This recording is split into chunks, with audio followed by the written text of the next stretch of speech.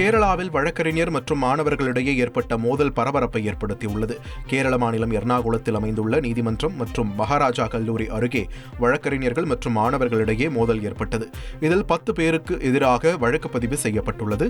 இந்த நிலையில் நீதிமன்ற வளாகத்தில் இருந்து கல்லூரி வளாகத்திற்குள் கற்கள் மற்றும் மது பாட்டில்கள் வீசியதால் பதற்றமான சூழல் ஏற்பட்டது. 2 தரப்பும் மாறி மாறி புகார் சொல்லி வரும் நிலையில் பாதுகாப்பு வலுப்படுத்தப்பட்டுள்ளது.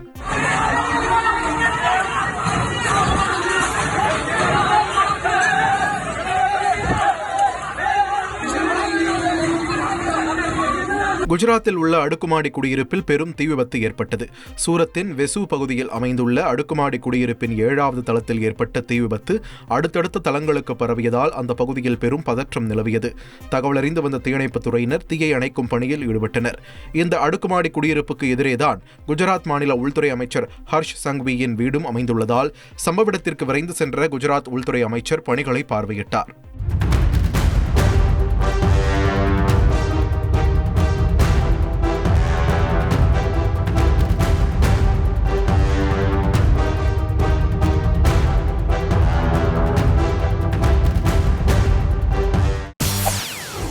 செய்திகளை உடனுக்குடன் தெரிந்து கொள்ள உடனே சப்ஸ்கிரைப் பண்ணுங்க.